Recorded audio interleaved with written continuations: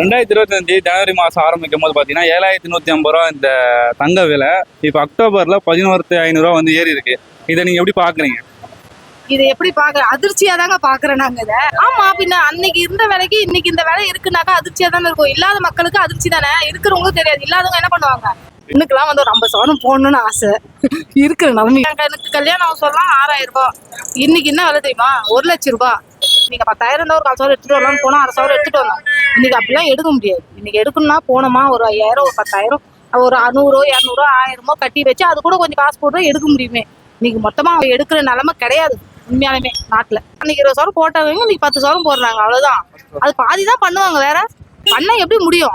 எதுக்கோ ஸ்டெப் எடுக்கணும். ஆனால் இது தங்கம் விலை ஏற்றது வந்து யாரும் அதை பற்றி பேசவும் இல்லை, எடுக்கவும் இல்லை. ஒரு நாளைக்கு 4000 5000 6000 உயர்ந்தினா போகுது. நடுத்தர மக்களை எப்படி தங்கத்தை வாங்கி எப்படி இது பண்ணுறது? ஏறி இருக்கு. எது விலைவாசி கம்மியாக இருக்குன்னு சொல்லுங்க. எல்லாமே விலைவாசி ஏற்றி 4 பொம்பளை பசங்க வச்சுன்னு எப்படி கட்டி கொடுப்பாங்க? எவ்வளோ தங்கம் போடணும்னு நினைக்கிறீங்க உங்கள் பொண்ணுக்கு?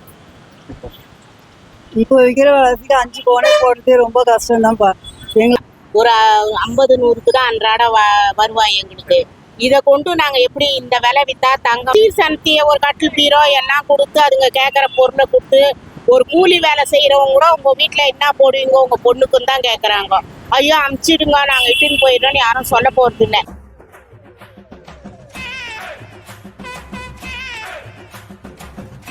இதை எப்படி பாக்குற அதிர்ச்சியா தாங்க பாக்குறேன் நாங்க இதை. ஆமா, பின்ன அன்னைக்கு இருந்த விலைக்கு இன்னைக்கு இந்த விலை இருக்குனாக்கா அதிர்ச்சியா தானே இருக்கும். இல்லாத மக்களுக்கு அதிர்ச்சி தானே, இருக்கிறவங்களுக்கு தெரியாது. இல்லாதவங்க என்ன பண்ணுவாங்க?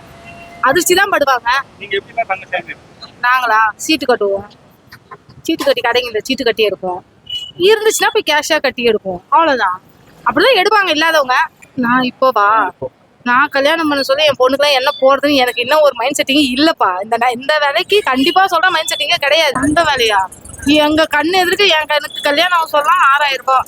இன்னைக்கு என்ன விலை தெரியுமா? 1,00,000 ரூபாய். அப்போ எனக்கு இன்னும் ஒரு 5 வருஷம் தான் போனாங்க. எப்படி ஆச்சரியப்படுறதுக்கு ஒண்ணும் இல்லைன்ற நிலைமையில இருக்கு. இதெல்லாம் கேட்டாலே அதிர்ச்சியா தான் இருக்கு. எங்களுக்கு நகை வேலை இருக்கு. சீட்டு கட்டி தான் எடுக்கணும். அதை கட்ட போனா கூட இன்னைக்கு 1000 ரூபாய் கட்டினா 1/4 சவரம் நகை எடுத்துட்டு வரலாம். இன்னைக்கு 5000 கட்டினா கூட 1/4 சவரம் எடுத்துட்டு வர முடியாது. ஒரு வருஷம் கழிச்சு நீங்க 10,000 இருந்தா ஒரு 1/4 சவரம் எடுத்துட்டு வரலாம்னு போனா 1/2 சவரம் எடுத்துட்டு வரலாம். இன்னைக்கு அப்படிலாம் எடுக்க முடியாது. இன்னைக்கு எடுக்கணும்னா போனோமா ஒரு 5000 ஒரு 10,000 ஒரு 100 200 1000 கட்டி வச்சு அது கூட கொஞ்சம் காசு போட்டு எடுக்க முடியுமே. இன்னைக்கு மொத்தமா அமௌண்ட் எடுத்துன்னு போய் எடுக்கிற நிலைமை கிடையாது உண்மையாலுமே நாட்டுல. இன்னைக்கெல்லாம் வந்து ஒரு 50 சவரம் போடணும்னு ஆசை. இருக்கிற நிலைமை எப்படி இருக்குமோ தெரியாது. அன்னைக்கு நிலைமை பொறுத்து எவ்வளவு போட்டாங்க, இப்போ எவ்வளவு போடுறாங்கன்னு நினைக்கிறேன். இப்போவா? ஆமாப்பா, அன்னைக்கு 20 சவரம் போட்டவங்க இன்னைக்கு 10 சவரம் போடுறாங்க, அவ்வளவுதான். அது பாதி தான் பண்ணுவாங்க, வேற பண்ண எப்படி முடியும்? முடியாது. அன்னைக்கு 10 20 சவரம் போட்டாங்கன்னா அன்னைக்கு 20,000 50,000 வித்துச்சு போட்டாங்க. இன்னைக்கு அதுவே டபுள் ட்ரிபிளா இருக்கு. அதனால என்ன பண்ணுவாங்க? 20 சவரம் போட்டாங்கன்னா நீ 10 சவரம் தான் போடுவாங்களே. இப்போ அக்டோபர்ல 11,500 உயர்ந்திருக்கு. இதை நீங்க எப்படி பாக்குறீங்க? 12,000 ரூபாய் உயர்ந்திருக்கு. நடுத்தர மக்கள்லாம் எப்படி பிழைக்கிறது? எப்படி ஒரு கல்யாண காட்சி பண்றது? 2 பொம்பளை பசங்களை வச்சு எப்படி அந்த கல்யாணம் பண்றது? கரை சேர்க்கறது? என்ன பஸ்ஸு ஃப்ரீயா வரும் சொல்லிட்டு பஸ்ஸை ஃப்ரீயா விட்டு இருக்குது எல்லாத்தையும் ஏற்றி விடுறானுங்க. என்ன எதுக்கோ ஸ்டெப் எடுக்கிறாங்க. ஆனால் இது தங்கம் விலை ஏற்றது வந்து யாரும் அதை பற்றி பேசவும் இல்லை, எடுக்கவும் இல்லை. ஒரு நாளைக்கு 4000 5000 6000 உயர்ந்தினா போகுது.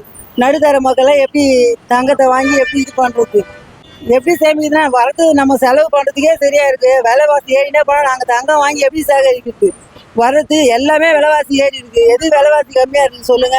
எல்லாமே விலைவாசி ஏற்றி ஏதோ ஃப்ரீயாக பஸ்ஸு விட்டுறாங்க. பஸ்ஸு ஃப்ரீயாக விட்டுட்டு எல்லாத்துலேயும் ஏற்றுனா நாங்கள் குடும்பத்தை பார்க்கறதா இல்லை தங்கம் வாங்கி சேர்க்கிறதா இல்லை எங்கள் பொண்ணுங்களை கட்டி கொடுக்குறதா சொல்லுங்கள்? எது தங்கத்தை பற்றி யாருமே ஒரு ஸ்டெப் எடுத்து யாருமே பேசவே மாட்டேன்றாங்கப்பா. தங்கம் நாளுக்கு நாள் ஏறினா தான் போகுது. இருக்கிறவங்க வாங்கி சேமித்து வச்சுருக்காங்க.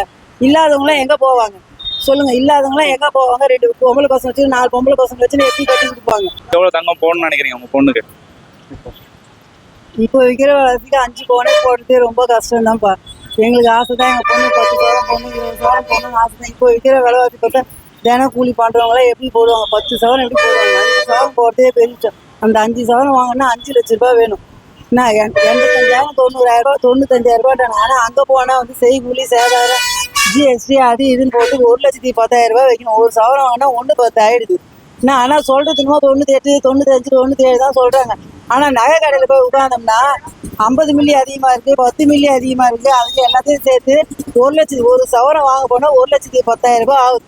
1,10,000 ஒரு 2 சவரம் கூட போட முடியாத சூழ்நிலை இப்ப இருக்கு காலகட்டம். 10-15 வருஷத்துக்கு அப்புறம் தங்க விலை 10-15 வருஷம் 2001 வந்து ஒரு சவரம் 11,000 ரூபாய் தான் இருந்தது. 2001 வந்து 11,000 ரூபாய் தான் இருந்தது. 2006 வந்து ஒரு 15,000 ரூபாய் இருந்தது. அந்த அவளை வந்து இப்போ வந்து அப்படியே 3, 4, 5 மடங்கு ஏறி போயிட்டா ஜனம் வாழ அடிப்படையில் இருக்கிறவங்கள எப்படி வாங்க பத்தி தங்க விலை ஏற்ற பத்தி யாருமே பேசவே மாட்டேன்றாங்க. அவன் இதை வச்சு இப்போ நம்ம சேமிச்சு வச்சுக்கலாமா அப்படி சேமிச்சு வச்சுக்கலாம் அதுதான் பாக்குறாங்க தவிர இப்போ எப்படி நாங்கெல்லாம் வாங்கி எப்படி எங்க பசங்கெல்லாம் கரெக்டு அன்னைக்கு சம்பாதித்து சாப்பிட்றதுக்கு குழந்தைங்களை படிக்க வைக்கிறது செலவுக்கு வீட்டு செலவுக்கே போயிடுது. இது வாடகை வீட்டில் இருக்கிறவங்களா மினிமம் எங்கள் பொண்ணுக்கு ஒரு 10 சவரம் 15 சவரம் போடணும்னு ஆசை இருக்குதான்ப்பா. ஆனால் இப்போ ஆசை இருக்கு ஆனால் எங்களால் செய்ய முடியல. 5 சவரம் போட்டாலே பெரிய விஷயம்ன்றது அளவுக்கு தோணுது. இப்போ விற்கிற தான் அந்த 5 சவரம் வாங்குறதுக்கே நாங்கள் 5 லட்ச ரூபாய் வேணும் எங்களுக்கு. 25 வருஷம் ஆரம்பிக்கும் பார்த்தீங்கன்னா 7,150 ரூபா இந்த தங்க விலை இப்போ வந்து 14,500 வந்திருக்கு இந்த அக்டோபர் மாதத்தில். இதை நீங்கள் எப்படி பார்க்குறீங்க, எப்படி நினைக்கிறீங்க? இது வந்து விலைவாசி குறைக்கணும். மக்களுங்களுக்கு ரொம்ப பணக்காரங்க வாங்குவாங்க, வசதி வாய்ப்பு இருக்கு. தங்கத்தை எப்படி சேமிக்கணும்னு நினைக்கிறீங்க நீங்கள்? தங்கத்தை வந்து நம்ம விலைவாசிக்கு தகுந்த மாதிரி சேமிக்கணும். இப்போ எவ்வளோ தங்கம் போட்டு கல்யாணம் பண்ண ஆசை இருக்கும்? ஃபர்ஸ்ட் டைம்ல வந்து விலைவாசி கம்மியா இருக்கும்போது 10 சவரம் 15 நம்ம வசதி வாய்ப்பு கொடுத்தது. இப்போ வந்து 1 சவரம் கூட போட வாய்ப்பு இல்லை. இந்த வருஷம் ஆரம்பிக்கும் போது பார்த்தீங்கன்னா 7,150 ரூபா இந்த தங்க விலை இந்த அக்டோபர் மாதத்தில் வந்து 9,500 ஆயிருக்கு. ஓகேங்களா, இதை நீங்கள் எப்படி பார்க்குறீங்க? ஒரு அதிர்ச்சியா தான் பாக்குறோம். அங்கத்தான் நாங்க இந்த நடுத்தர இன மக்கள் நாங்க ஒரு 50-100க்கு தான் அன்றாட வருவாய் எங்களுக்கு. இதை கொண்டு நாங்க எப்படி இந்த விலை வித்தா தங்கம் வித்து ஒரு 2 பொண்ணுங்களை வச்சுக்கிறோம். ஒரு வீட்டுக்கு 3 பொண்ணு கூட இருக்குது, கட்டி கொடுக்கணும். அப்படி இருக்கு சொல்ல நாங்க எப்படி அதுங்க முயற்சி எடுத்து நாங்க கட்டி கொடுக்கணும். மினிமம் பாத்தீங்கன்னா ஒரு 5 சவரமாவது நாங்க போட்டு அந்த பொண்ணை ஒருத்தர்கிட்ட பிடிச்சி கொடுக்கணும், கையில பிடிச்சி கொடுக்கணும். அதுங்க நாளைக்கு கண் கலங்கி வந்து நிக்க கூடாது. பாத்தீங்களா, ஏமா நீ அவங்க வீட்டுல வாங்கிட்டு வர சொல்றாங்க அப்படின்னு சொல்லிட்டு திரும்பி வரக்கூடாது. பாத்தீங்களா, இப்படிலாம் விலை வித்தா நாங்க எப்படி எங்க பொண்ணுங்களோட வாழ்க்கை கண் கலங்காத இருக்கணும்னா தங்க விலை கொஞ்சம் குறைஞ்சாதான் நாங்க அதுங்களை ஒரு கரை சேர்த்த முத்துக்கங்கள்லாம் வந்து நிலவை பாக்குற கதை தான். எனக்கெல்லாம் கல்யாணம் பண்ண சொல்ல 7,000 10,000 தான்ப்பா வித்துது. இப்போ பார்த்தீங்கன்னா அந்த 10,000 சேர்ந்தது ஒரு சவரத்தோட விலையாகி போச்சு. 10,000 பார்த்தீங்கன்னா ஒரு சவரத்தோட விலையாகி போச்சு.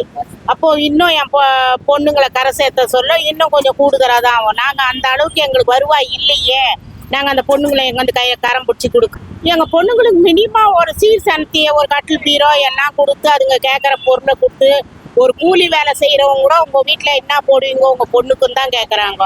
ஐயோ அமுச்சிடுங்க நாங்கள் இட்டுன்னு போயிடுறோன்னு யாரும் சொல்ல போகிறது இல்லை. லவ் பண்ணின்னு போனாலும் ஒரு நாளைக்கு அதுங்க கண் கலங்கி தான் வந்து நிற்கிதுங்க.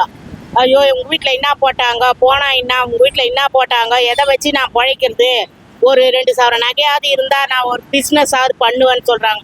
அந்த 2 சவரம் நகை கூட போட்டு கொடுக்கறதுக்கு எங்களுக்கு வசதி வாய்ப்பு இருக்கு. இந்த பொண்ணுங்கெல்லாம் வீட்டுக்கு தான் வரணும், வரதட்சணை கொடுப்பேன்னு என்ன பொண்ணுங்க வந்து ஒருத்தர் வசதி வாய்ப்பு இல்லை. அப்பா இல்லாமல் அப்பா இறந்துட்டு அம்மா கஷ்டப்பட்டு அவங்க சாப்பிடணும், பொண்ணுங்களை வளர்க்கணும், துணிமணி எடுக்கணும். என்னப்பா சொல்கிறேன், இது பொண்ணுக்கு லைஃபே போகுதுல்ல, போயிட்டு இதெல்லாம் ஒரு பொண்ணு வாழ்க்கையே போகுது. என்ன ஒரு பொண்ணு அப்பாவுடைய கஷ்டமா அம்மாவுடைய கஷ்டமா தற்கொலை கூட பண்ணிக்கலாம். இதை வந்து